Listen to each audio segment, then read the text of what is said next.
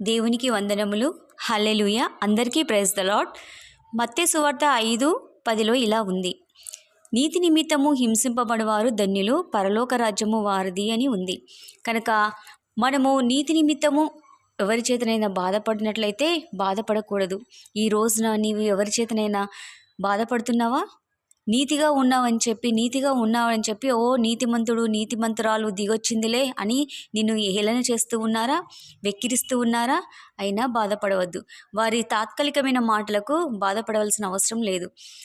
నన్ను గుర్తించే దేవుడు మనకుండగా ఇంకా వీరందరి తాత్కాలికమైన మాటలకు బాధపడవలసిన అవసరము లేదు. ఒకానొకప్పుడు వాళ్ళే తెలుసుకుంటారు మన నీతి ఏంటో, నీ నీతి ఏంటో, నా నీతి ఏంటో, ప్రజలందరి నీతి ఏంటో, నీతిగా ఉన్న వారందరి నీతి ఏంటో అనేది వాళ్ళకు అర్థమవుతుంది. ఆ రోజు వరకు మనము ఓపికతో ఎదురు చూడవలసిందిగా దేవుడు కోరుతూ ఉన్నాడు. మరి అలా ఉందామా? ఆమేన్. హల్లెలూయా. Thank you Jesus.